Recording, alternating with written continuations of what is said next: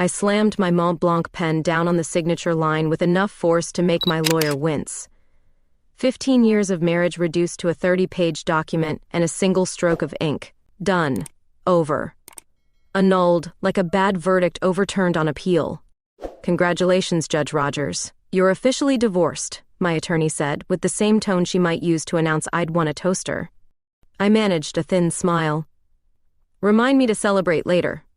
Outside the law office, Fort Lauderdale's relentless sunshine mocked my mood. My black sedan waited at the curb, air conditioning already humming against the September heat. 15 years with Andrew, gone. The man who'd stood beside me through law school, my first judgeship, all the way to the federal bench, erased from my future by mutual agreement and irreconcilable differences. That's what the paperwork said anyway. The truth was simply that we'd grown so far apart we'd become strangers sharing premium real estate. The drive home felt surreal. Traffic crawled along Las Olas Boulevard, while I gripped the steering wheel like it might float away. Was I sad? Relieved? Both, maybe. At 37, I hadn't expected to start over. Not like this. My beachfront house loomed empty when I pulled into the driveway. Andrew had moved out 3 months ago, taking half our furniture and all his golf trophies. What remained were echoing rooms and blank spaces on walls where our photos had hung. I kicked off my heels in the foyer, the marble floor cool against my bare feet. The liquor cabinet in the study beckoned. I poured 3 fingers of Macallan, no ice, and carried it to the balcony overlooking the Atlantic. To freedom, I toasted the ocean, taking a burning sip. The horizon blurred. Damn it, I wasn't going to cry. Judges don't cry. We deliberate, we consider, we maintain composure. I polished off the scotch and poured another. And another. By midnight, I'd achieved the level of numbness I was aiming for, sprawled across my king-sized bed staring at the ceiling fan's hypnotic rotation. My alarm blared at 5:30 a.m. My skull throbbed with each electronic chirp.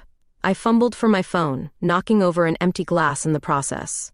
Shit, I groaned, rolling onto my back. The ceiling spun gently overhead. Court. I had court today. A high-profile racketeering case that had been splashed across the Sun Sentinel for weeks. And here I was, the Honorable Annabelle Rogers, nursing a divorce hangover like a first-year law student after finals. I dragged myself to the shower, turned it cold, and stood under the spray until my teeth chattered. The woman in the mirror afterward looked like hell, green eyes bloodshot, black hair hastily pinned up, skin pale despite Florida's perpetual sunshine. All rise for the Honorable Judge Rogers.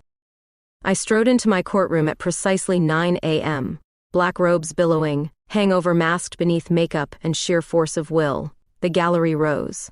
Attorneys nodded respectfully. No one could see how my stomach churned, or how the fluorescent lights stabbed my retinas. Be seated, I said, voice steady as I took my place at the bench. Court reporter ready. Bailiff standing by. A perfectly choreographed performance. The defense attorney approached with emotion. As he argued, my focus drifted momentarily to the gold band indentation still visible on my left ring finger. I'd removed the ring weeks ago but couldn't shake the phantom weight. Your Honor? The attorney paused, waiting. I snapped back to attention. Proceed, counselor. Could they tell? Could they see the cracks in my judicial armor? I'd built my reputation on careful deliberation and fair rulings. Would divorce cloud my judgment? Make me bitter toward men, overly sympathetic to women? Motion denied, I ruled after his argument concluded. My voice revealed nothing of my inner turmoil. That's what they taught us. Maintain the appearance of justice. Even when your personal life is crumbling, the law stands firm. By noon, my headache had recessed to a dull throb. I called a recess, retreated to my chambers, and collapsed into my leather chair. On my desk sat a framed copy of my judicial appointment. Judge Annabelle Rogers. That, at least, was still intact. When everything else fell apart, I still had the law. For now, that would have to be enough. After a week of surviving on takeout and case files, I desperately needed some semblance of normal life. Saturday morning found me wandering through Fort Lauderdale's farmer's market, wicker basket hooked over my arm like I was starring in some domestic fantasy I no longer believed in. The October air carried a hint of coolness, what passed for autumn in South Florida. White tents lined the waterfront park. Vendors calling out their specials while locals examined produce with the seriousness of jewelers appraising diamonds. Judge Rogers, Mrs. Fernandez, my favorite honey vendor, waved me over. I haven't seen you in months. I managed a genuine smile. Court schedule's been brutal. True, but not the whole truth. Andrew had been the one who loved cooking with fresh ingredients. I'd been avoiding reminders. Your usual wildflower honey? She asked. Please. I handed over a 20, refusing change as always. Bag of honey in basket, I continued my circuit. Coffee beans, fresh bread. A bouquet of sunflowers, a small rebellion against emptiness. It felt strangely defiant to shop for myself alone, selecting only what I wanted. At the far end of the market stood a small organic farm stall with a hand-painted sign. Blackstone Heritage Farm. Their table displayed the most beautiful heirloom tomatoes I'd ever seen. Deep crimson, sunset orange, purple-streaked yellows. Just one left. I reached for it just as another hand appeared from the opposite direction. Our fingers collided over the prized tomato. Oh, I'm sorry, I started, then looked up. The woman across from me had the kind of face that made you forget what you were saying. Striking red hair cascaded over shoulders in loose waves, framing delicate features and the most startling blue eyes. She wore a simple linen dress and looked like she'd stepped out of a pre-Raphaelite painting. Seems we have similar taste, she said, her voice carrying a hint of amusement. She didn't withdraw her hand. Apparently. I didn't either. She tilted her head. Rock, paper, scissors for it. Despite myself, I laughed. Are you serious? Dead serious about heirloom tomatoes. She grinned, revealing a slight dimple in her left cheek. I'm Riley, by the way. Riley Price. Annabelle Rogers. Recognition flickered across her face. The federal judge? I nodded, suddenly self-conscious in my weekend attire of jeans and a loose blouse. Guilty as charged. I've read about some of your cases. Impressive rulings. The vendor cleared his throat. Ladies, I have more tomatoes under the table if that helps. Riley's eyes never left mine. Perfect. We'll take 2 then. After we'd both secured our tomatoes, I should have nodded politely and moved on. Instead, I found myself accepting her suggestion of coffee at the market's edge. We found a small table overlooking the Intracoastal Waterway. So what does a federal judge do with her Saturdays besides fight strangers for vegetables? Riley stirred her iced coffee. Catch up on sleep. Review cases, exciting stuff. No husband, kids? The question landed like a gavel. Newly divorced, actually, as of last week. Ah. She nodded, no pity in her expression. Congratulations or condolences? Both, I think. Then here's to new beginnings. She raised her coffee cup. Over the next hour, I learned Riley owned an art gallery in the Arts District, specialized in emerging female artists, and had moved to Florida from Chicago 3 years ago. She asked insightful questions about my cases, listening with genuine interest instead of the usual polite deference I received. When our cups emptied, Riley stood. I should get going. Opening a new exhibition next Friday. Of course. I felt oddly disappointed. She hesitated, then reached into her bag for a business card. You should come. 7 o'clock, gallery price on North Andrews. Our fingers brushed during the exchange, and I felt a flutter in my stomach that I attributed to caffeine. I'll check my schedule. As she walked away, I noticed she'd written something on the back of the card. In flowing script, the defendant requests the pleasure of your company. The breeze off the water couldn't explain the warmth in my cheeks. I tucked the card into my pocket and gathered my market purchases, telling myself I probably wouldn't go. Judges maintain appropriate social distance. It's what we do. But as I drove home, I found myself wondering what I might wear to an art opening, and why the prospect of seeing Riley Price again made me feel more alive than I had in months. Her invitation sat on my kitchen counter all week. I'd pick it up, put it down, tell myself I was too busy. Then Friday afternoon arrived, and I found myself standing in my closet, towel wrapped around my body, having already decided I was going. I chose a black dress, conservative cut, but fitted enough to suggest I hadn't completely surrendered to middle age. Pearl earrings, a hint of perfume. My court makeup, but softer.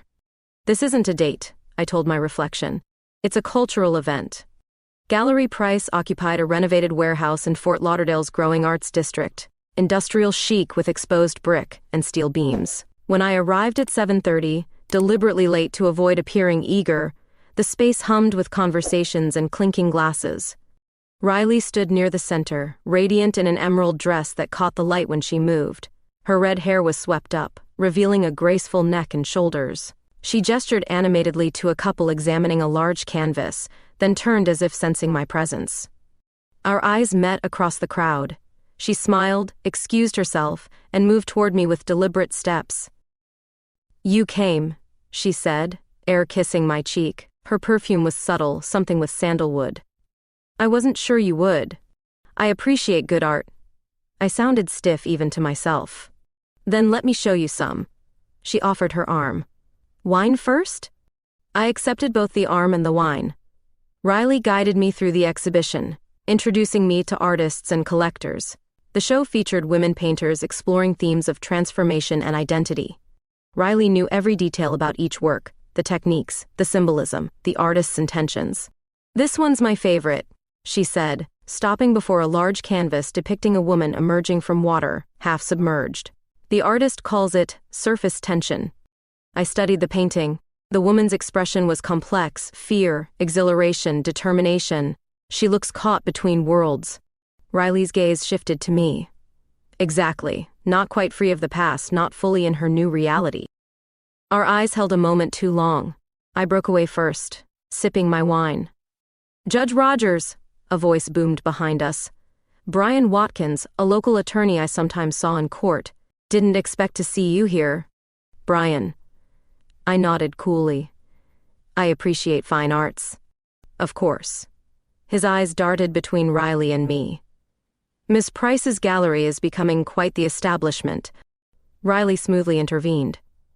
"Brian collects our maritime pieces. Have you seen the new Sandoval in the back room?" After steering him away with practiced charm, Riley returned. "Occupational hazard for you? Can't go anywhere without running into the legal community? Fort Lauderdale's smaller than it seems." I finished my wine. "Your gallery is impressive." "Thank you. It's my passion." She glanced around at the thinning crowd. "We'll be closing soon. Would you like a private tour of the new acquisitions in storage?" The reasonable answer was no. I had an early meeting tomorrow. I hardly knew this woman, yet I heard myself say, "I'd like that." After the last guests departed, Riley locked the front door and led me to her office in the back. Floor-to-ceiling windows overlooked a small sculpture garden illuminated by moonlight and landscape lighting. "Another glass?" She held up a bottle of much better wine than what had been served to guests. "Just half." She poured 2 glasses, then settled beside me on a low couch. "So, Judge Rogers." "Annabelle, please. I'm not on the bench now." "Annabelle." She said my name like she was tasting it. "What did you really think of the exhibition?" Honestly, it made me uncomfortable, in a good way. I turned the wine glass in my hands. Art should provoke, right? The best kind does. She shifted slightly closer. "What provoked you specifically?" "The themes of reinvention, starting over." I looked down. "Feels relevant these days." "Divorce will do that." Her voice softened. "How long were you married?" 15 years. "That's a significant chapter." It was. Now I'm facing a blank page. I laughed uneasily. "Sorry, that sounded melodramatic." "Not at all." Riley's fingers brushed mine as she took my empty glass. Blank pages are full of possibility. When she returned from setting down our glasses, she sat closer. I could feel the heat of her leg near mine, not quite touching. "Can I ask you something personal?" she said. I nodded, suddenly unable to find words. "Have you ever been attracted to a woman before?" The question hung in the air between us. My heart hammered against my ribs. "What makes you think I'm attracted to you?" A slow smile spread across her face. "The way you watch me when you think I'm not looking?" Before I could formulate a suitably dignified response, she leaned forward and kissed me. Soft, questioning, brief. She pulled back slightly, studying my reaction. I should have been shocked. Should have made excuses and left. Instead, I remained perfectly still, my lips tingling where hers had been. "I should go," I whispered, not moving an inch. You should, she agreed, eyes on my mouth. Neither of us moved. Outside, a car alarm sounded briefly, then silence returned. This is complicated, I finally said. Only if we make it so. Riley stood, offering her hand. I'll walk you to your car. The night air cleared my head somewhat. At my car, she kept a respectful distance. Thank you for coming tonight, Annabelle. I nodded, fishing for my keys. The exhibition was lovely. I'm hosting a small dinner next Saturday. Artists, collectors, you'd be welcome. I looked at her standing in the gallery doorway, backlit by golden light. I'll check my calendar. Her smile told me she knew I'd come. As I drove home, my lips still carried the ghost of her kiss, and my mind raced with questions I wasn't prepared to answer. Monday mornings in chambers always began the same: black coffee, case briefs, and my judicial robe freshly pressed by the cleaners. Today should have been no different. Except I couldn't focus on the securities fraud case before me because Riley's words kept playing through my mind. Have you ever been attracted to a woman before? I took another sip of coffee, willing myself to concentrate on the motion to dismiss I needed to rule on by noon. The defense had cited 3 precedents, each distinguishable if you looked closely enough. Normally, I'd be scribbling notes in the margins, breaking down the arguments. Instead, I found myself absent-mindedly touching my lips. My clerk knocked twice. Judge Rogers, the attorneys for Morales are ready when you are. Give me 5 minutes, I said, scrambling to gather my thoughts. 2 hours later, I was deep into oral arguments when my stomach growled audibly. I'd skipped breakfast, too distracted to eat. When I called the lunch recess, I expected to retreat to my office and order my usual salad from the courthouse cafe. Instead, my assistant poked her head in. Judge, there's someone here to see you. A Miss Price? Says she brought lunch. My pulse quickened. Send her in. Riley appeared in the doorway holding a picnic basket, looking effortlessly elegant in tailored pants and a silk blouse. Her red hair cascaded over her shoulders, drawing stares from passing clerks. Surprise, she said with a smile that crinkled the corners of her eyes. I thought you might need sustenance. I glanced at the open door, acutely aware of curious glances from the hallway. This is unexpected. Too forward? Riley set the basket on my conference table. I can leave if I'm imposing. No, stay. I closed the door. I'm just surprised. I wanted to see where you work. She unpacked containers of grilled chicken, quinoa salad, and fresh berries, and to make sure you didn't spend the weekend overthinking Friday night. I'm a judge. Overthinking is in my job description. She laughed, the sound warming the austere room. Fair point. How about we talk about something else? Like how many judicial assistants just tried to peek through your door? During lunch, Riley asked about my current cases, the ones I could ethically discuss, and shared stories about difficult clients at her gallery. For 45 minutes, I forgot about the securities fraud trial, my divorce, and the fact that this woman had kissed me 3 days ago. When my afternoon session loomed, Riley packed up the remains of our lunch. Dinner tomorrow? I know a place on Las Olas with private booths where no one will recognize you. I shouldn't, I said automatically. That's not a no. She smiled. Text me if you change your mind. She left me with a business card with her personal number scrawled on the back. I tucked it into my wallet just as my clerk returned to escort me back to court. The afternoon session dragged interminably. By 5 o'clock, my chambers had emptied, leaving me alone with briefs to review for tomorrow's cases. I should have been focused on work. Instead, I found myself reaching for my phone, staring at Riley's number. A sharp knock interrupted my contemplation. Without waiting for a response, my ex-husband pushed open the door. Annie? Andrew's voice brought me back to reality. He was the only one who'd ever called me that.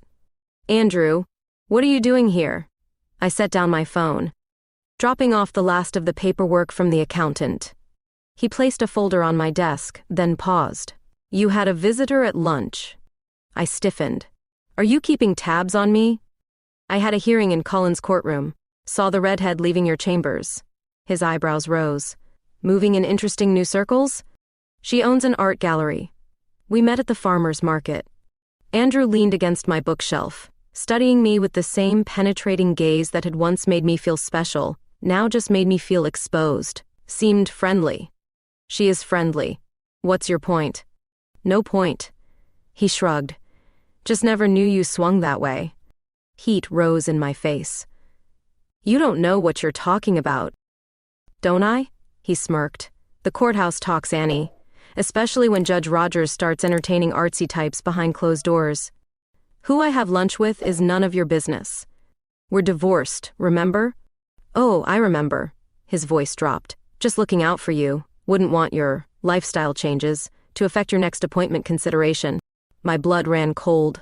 The 11th Circuit had an upcoming vacancy, and my name had been mentioned for promotion. Andrew knew how much that mattered to me. "Get out," I said quietly. "Just saying." "Now." I stood, using my full judicial authority. "Or I'll call security." After he left, I sank back into my chair, trembling with anger and something else, fear. Not of Andrew, but of the kernel of truth in his warning. The federal judiciary remained conservative in many ways. Judges were expected to maintain certain appearances, traditions, conventionality. My phone lit up with a text from Riley. "Still thinking about your smile. Dinner tomorrow? Say yes." I stared at the message for a long time. Then with deliberate slowness I typed, "Yes." That night, in the privacy of my bedroom, I allowed myself to remember the softness of her lips against mine, the questions in her eyes as she pulled away. For the first time since my divorce, perhaps longer, I felt something awaken. Desire, curiosity, fear.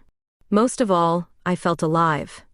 2 weeks into whatever this was with Riley, I settled into a rhythm, judge by day, woman rediscovering herself by night. We'd shared 3 dinners, 2 gallery events, and countless text messages.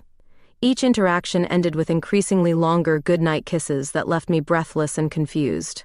I hadn't invited her home yet, hadn't crossed that final line, but the trajectory was clear. The morning brought a complex motion hearing in the Wendell corporate fraud case, a sprawling financial conspiracy involving offshore accounts and shell companies. The CEO, Victor Wendell, sat smugly at the defense table, while his team of attorneys argued procedural technicalities. "Your Honor, the prosecution's evidence was obtained through improper channels," his lead counsel argued. I narrowed my eyes. "The warrant was properly executed, Counselor. Motion denied." Wendell's face hardened briefly before his practiced charm reasserted itself. As I adjourned until tomorrow, his gaze lingered on me with calculated assessment. By early afternoon, I'd retreated to chambers to draft my written opinion when my judicial assistant knocked. "Package for you, Judge." She placed a small brown paper parcel on my desk. "Courier just dropped it off. No return address, just my name in block letters." I opened it after she left, finding a small box inside. My hands stilled when I removed the lid. Photographs of me and Riley, entering the restaurant on Las Olas, standing close outside her gallery. One particularly damning image showed us kissing goodnight beside my car, her hand cupping my cheek. Beneath the photos lay a typewritten note: "Recuse yourself from Wendell, or these find their way to the Judicial Review Board. Your lifestyle choices would make fascinating reading in the Sun Sentinel." My stomach clenched. I checked the box again. No fingerprints visible. Nothing distinctive except expensive cream-colored stationery that could have come from any high-end shop. I locked the package in my desk drawer and canceled my remaining appointments, claiming a migraine. At home, I poured a glass of wine with shaking hands, then immediately emptied it down the sink. I needed clarity, not numbness. The rational part of me, the judge who'd faced down threats before, said to report this immediately. The human part, the woman who'd only recently acknowledged her attraction to Riley, hesitated. Once this became official, it would never be private again. My phone buzzed with Riley's nightly text. "Thinking of you. Dinner tomorrow?" I placed the phone face down without responding. Sleep evaded me that night as I weighed my options. By morning, exhaustion had hardened into resolve. No one would blackmail Judge Annabelle Rogers. The courthouse security office took my report professionally, documenting the package and contents. I'd called the chief judge first, explaining the situation. He'd been supportive but concerned, suggesting I consider recusing myself to avoid any appearance of impropriety. "With all due respect, sir, that rewards the blackmailer," I'd replied. When I returned home that evening, something felt wrong before I even opened the door. Nothing obvious, just an energy shift in my space. I moved through the house cautiously, noting small discrepancies. The throw pillows arranged too perfectly. a book on my nightstand closed when I'd left it open. In my home office, I kept a personal journal in the bottom drawer, not a diary, but case notes and career reflections I'd maintained since law school. It now sat centered on my desk. Someone had been here, had searched my things, had wanted me to know. I called Riley, who answered on the first ring. "I was worried," she said, instead of hello. "You didn't answer my texts. Can you come over?" My voice sounded strange even to myself. "I need to talk to you." "I'll be there in 20 minutes. I paced while waiting, jumping at every sound. When the doorbell rang, I checked the security camera before opening it. Riley stood on my doorstep looking concerned, holding a bottle of wine. "What's wrong?" "You sound?" "I'm being blackmailed," I interrupted, pulling her inside and locking the door. "And someone's been in my house." Her blue eyes widened as I showed her the photographs, explained the package, the note, the signs of intrusion. "This is about the Wendell case, the one you mentioned?" She studied the typewritten note. "He's trying to force you off the case by threatening to expose us?" "That's my guess." "Have you told the police?" "Courthouse security. They're coordinating with local police." Riley set down the photos and took my hands. "Annabelle, I'm so sorry. This is because of me." "No." I shook my head firmly. "This is because some entitled criminal thinks he can manipulate the legal system. You didn't do anything wrong. We didn't do anything wrong." She squeezed my hands. "What happens now?" "I don't know," I admitted, feeling the ground shifting beneath me. "But somehow, we figure this out." Riley insisted on checking the entire house again, moving with surprising thoroughness from room to room. I followed behind, unsettled by how violated my space felt. "Your security system?" she asked, examining my front door. "Basic. No cameras inside, just exterior." I leaned against the wall, suddenly exhausted. I never thought I'd need more. Most judges have better protection. She frowned. "Especially federal judges handling cases like Wendell's. I've had threats before. Comes with the territory." I rubbed my temples. "But this feels different, more personal." We ended in the kitchen, where Riley put on a kettle for tea instead of opening the wine she'd brought. The domesticity of the gesture struck me, how natural she seemed in my space despite the circumstances. "You shouldn't stay here tonight," she said, setting a steaming mug before me. "I'm not being driven from my home. It's not about fear, it's about safety." She leaned against the counter. "My loft has security, doormen, cameras, everywhere." I wrapped my hands around the warm mug. "The optics would be—" "Damn the optics, Annabelle. Someone broke into your house." She was right, of course. And beneath my protest lay the uncomfortable truth: I wanted to go with her, not just for safety. "Let me pack a bag." Riley's loft occupied the top floor of a converted textile factory in the Arts District. Floor-to-ceiling windows overlooked the city, and original brick walls contrasted with modern furnishings. Art covered every surface: paintings, sculptures, textiles. "Guest rooms through there," she said, carrying my bag. "Unless—" Our eyes met, and electricity crackled between us. "Guest room is fine." My judicial restraint reasserted itself. For now. That night I slept fitfully, hyper-aware of Riley just down the hall. Around 2 a.m., a thunderstorm rolled in from the Atlantic. Lightning illuminated the unfamiliar room in stark flashes, followed by window-rattling thunder. A soft knock came at my door. "Annabelle, you awake?" Riley stood in the doorway in an oversized t-shirt, her red hair loose around her shoulders. "Power is out in the building. Just checking if you're okay." Lightning flashed again, illuminating her silhouette. "I'm fine," I lied. "You're a terrible liar, Judge Rogers." She stepped into the room, guided by her phone's flashlight. "Want company?" She sat on the edge of the bed, close enough that I could smell her lavender soap. For a moment we just listened to the storm, thunder punctuating the silence between us. "Tell me something I don't know about you," she said finally. "That's a broad request. Start small." I thought for a moment. "I hate cilantro. It tastes like soap to me."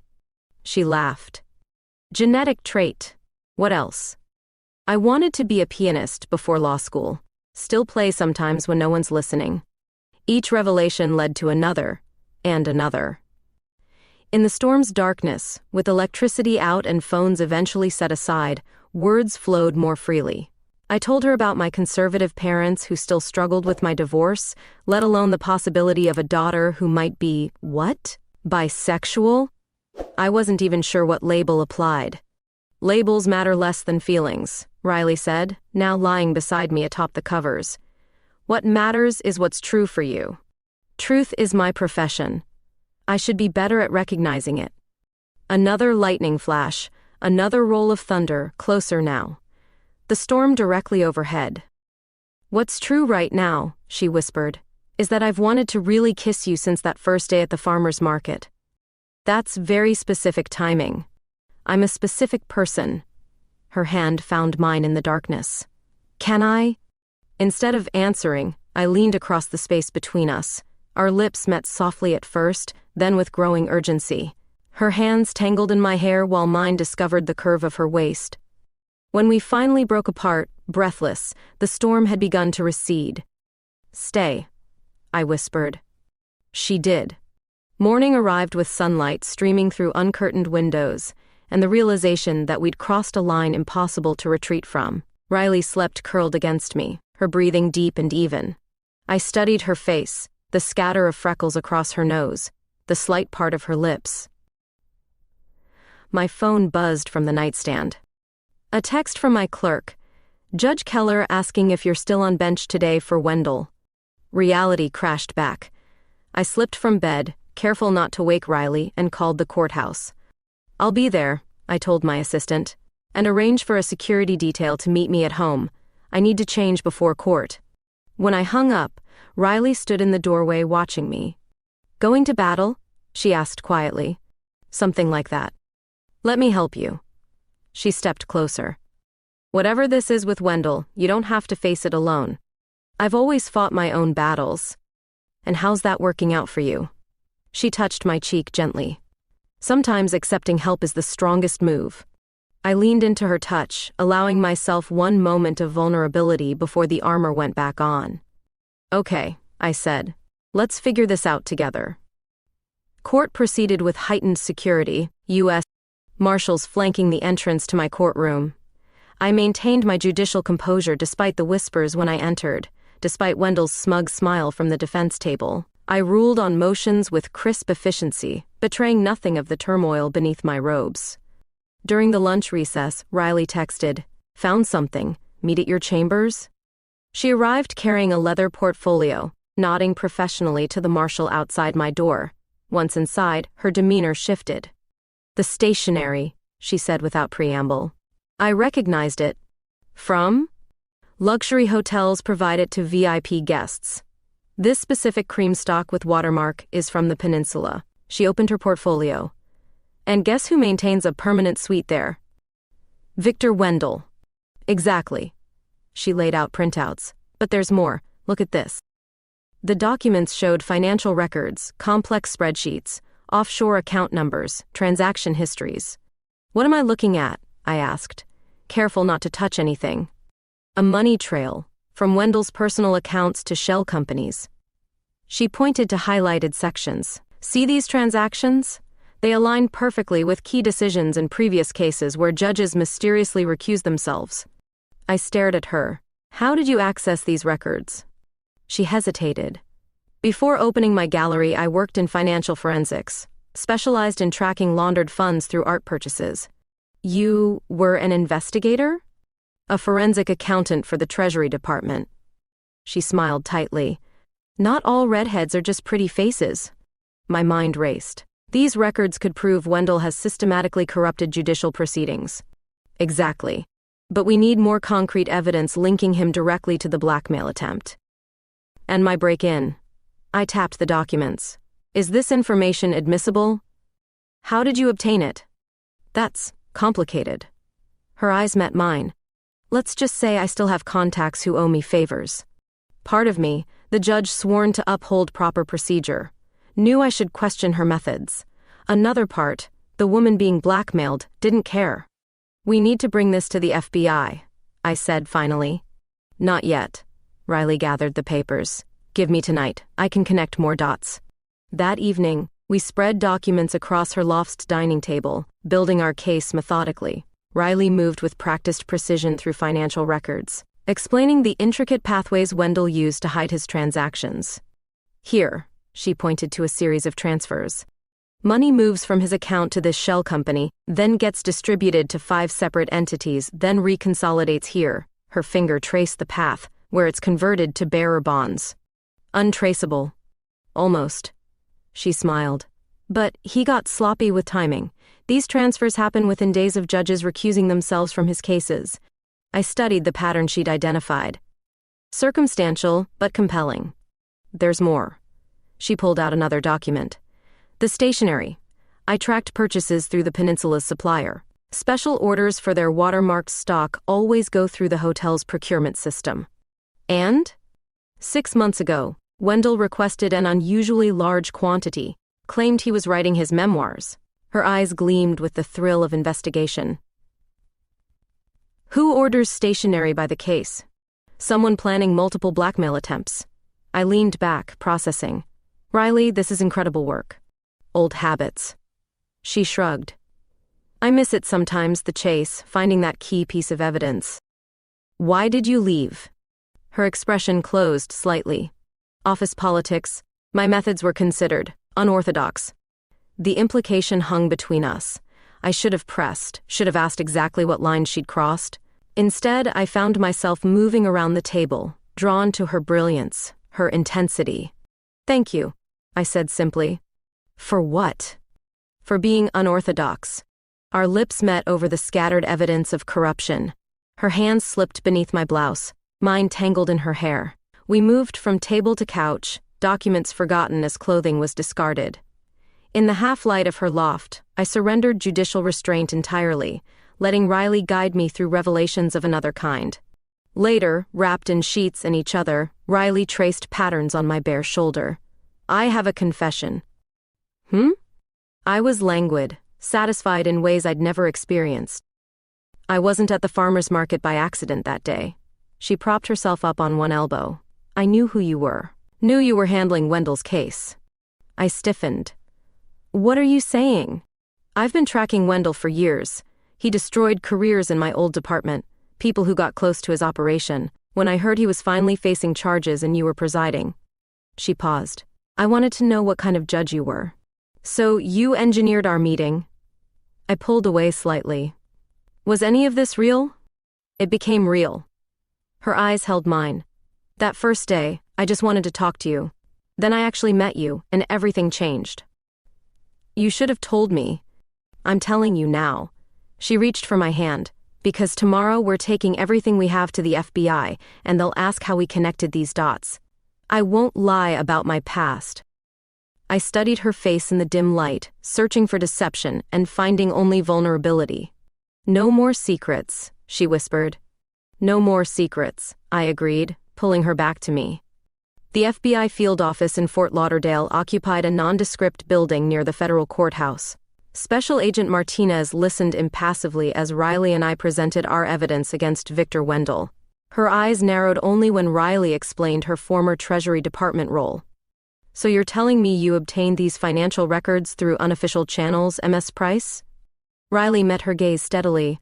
I have contacts who provided information. The methods may be unorthodox, but the evidence is sound. And you, Judge Rogers? Agent Martinez turned to me. You're aware that evidence obtained improperly may be inadmissible? I'm aware. I kept my voice even. I'm also aware that a defendant in my court orchestrated a break-in at my home and attempted to blackmail a federal judge. That's your jurisdiction, Agent. She nodded slowly. We'll need formal statements from both of you. And Judge, you'll need to recuse yourself from the Wendell case. That's exactly what he wants. It's also protocol when a judge becomes a victim in a related case. Her expression softened slightly.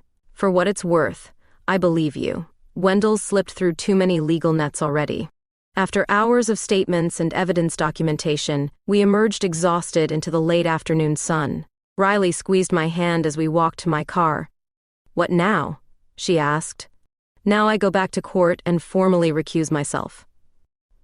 The words tasted bitter. Wendell gets what he wanted. But not how he wanted it, Riley reminded me. He'll face new federal charges for witness intimidation and blackmail. Different ballgame. I leaned against my car, suddenly overwhelmed. My reputation will be intact. She stood before me, fierce and certain. The FBI isn't interested in your personal life, only Wendell's crimes. That afternoon, I entered my courtroom for the last Wendell hearing I would preside over. The gallery was packed, unusual for a routine motion hearing. My clerk looked uncomfortable. "Your Honor," he whispered as I prepared to take the bench, "there's a reporter from the Sun-Sentinel present." My stomach dropped, but my face remained impassive. "Thank you for informing me." I took my seat, observing Wendell's smug confidence. He clearly expected me to quietly step down, intimidated by his threats. Instead, I addressed the court with steel in my voice. "Before we proceed, I must address a matter of grave concern." I met Wendell's eyes directly. "This court has become aware of attempts to interfere with these proceedings through intimidation of the bench." Murmurs rippled through the gallery. The reporter leaned forward. "As such, I am recusing myself from this case, effective immediately." I paused, watching Wendell's smile begin to form. "Additionally, I have referred evidence of witness tampering, blackmail of a federal judge, and obstruction of justice to the FBI, who are pursuing separate charges." The smile vanished from Wendell's face. His attorney leaned over, whispering urgently. The reporter was scribbling frantically. "Court is adjourned. Judge Harriman will take over these proceedings." I brought down my gavel one final time on this case. As I stood to leave, Wendell's voice carried across the courtroom. "This isn't over, Your Honor." I paused, then turned slowly to face him. "Mr. Wendell, anything you say in this courtroom becomes part of the official record. Would you care to clarify that statement?" His attorney practically yanked him back into his seat. I exited with my dignity intact, though my hands trembled once I reached chambers. By evening, the story had broken, not as Wendell had hoped, but as a scandal of corruption and attempted manipulation of the judicial system. The Sun-Sentinel's headline read, "CEO accused of blackmailing federal judge." The article mentioned the blackmail attempt but focused on Wendell's pattern of corruption. A small paragraph noted that sources claim Wendell attempted to use personal information about Judge Rogers to force her recusal, but details remained vague. Riley arrived at my house that night with champagne. "To taking down bullies," she toasted. We were celebrating cautiously when my phone rang. Chief Judge Keller. "Annabelle, I've seen the news." His voice was grave. "The administrative committee wants to meet tomorrow." "I understand, sir." After I hung up, Riley studied my face. "Bad?" "Uncertain." I sank onto the couch. "My career has been my entire life, if this damages my reputation on the bench." "Then you'll face it." She sat beside me. "Like you faced Wendell. Head on and without apology." Easy to say. "No, it's not." She took my hand. "But you have something Wendell doesn't." "What's that?" "Integrity, and me." She smiled. "I'll be there tomorrow, whatever happens." That night, lying beside Riley in my own bed, finally reclaimed from the violation of the break-in, I realized how much had changed in mere weeks. The carefully constructed walls of my judicial persona had cracked open, revealing the woman beneath the robes. The woman who could feel fear, yes, but also passion, courage, and something dangerously close to love. Tomorrow would determine whether Judge Annabelle Rogers could survive this transformation intact. But tonight, in the darkness of my bedroom with Riley's steady breathing beside me, I found I cared less about saving my old life and more about the possibility of a new one. 6 months after the Wendell scandal broke, life had settled into a new rhythm. The administrative committee had ultimately supported me, impressed by my handling of the blackmail attempt. Wendell now faced multiple federal charges, his empire crumbling as other judges and officials came forward with similar stories of intimidation.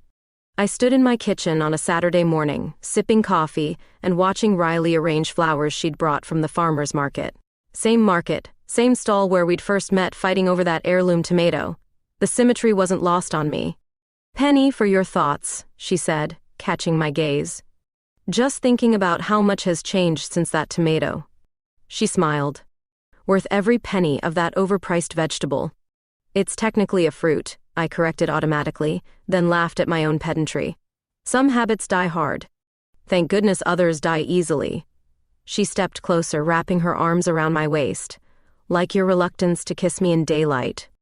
I proved her point by pressing my lips to hers, no longer concerned about who might see through my kitchen window. The doorbell interrupted us. That'll be the contractor, I said, finally getting estimates on that bathroom renovation.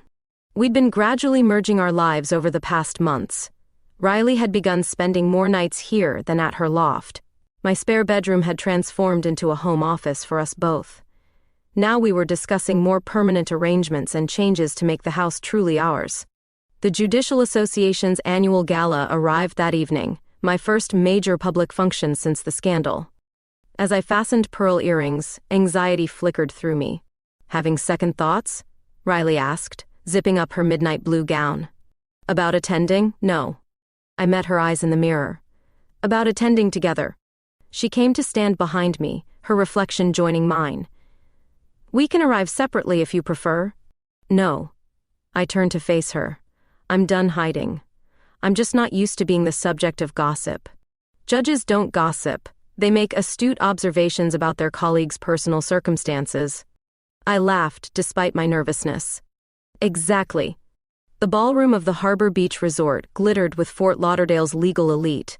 Judges, attorneys, politicians, all in formal attire, champagne flutes in hand. Conversations paused briefly as Riley and I entered together, her hand resting lightly on my arm. Chief Judge Keller approached first, his wife beside him. Annabelle, good to see you. He turned to Riley with genuine warmth. And Miss Price, I've been reading about your gallery's new exhibition. Impressive work. His easy acceptance set the tone. Some colleagues were clearly uncomfortable but maintained professional courtesy. Others, particularly the younger judges, made a point of engaging us both in conversation. Judge Rogers, a familiar voice behind me. I turned to find Andrew, my ex-husband, in black tie with a young blonde on his arm. Andrew. I nodded coolly. You remember Riley Price? His eyes flickered between us. Of course. Quite the media sensation you two caused. Hardly our intention, Riley replied smoothly. An awkward silence followed until Andrew's date tugged his sleeve, pulling him toward the dance floor. He nodded curtly before departing. Well, that was about as comfortable as oral arguments with inadequate preparation, I muttered. Riley squeezed my hand. He's jealous. Of what? You found authentic happiness. He's still trying to prove something. Later, as a string quartet played, Riley led me onto the dance floor. I hesitated only briefly before stepping into her arms. People are watching, I whispered. Let them, she smiled. Give them something to really talk about.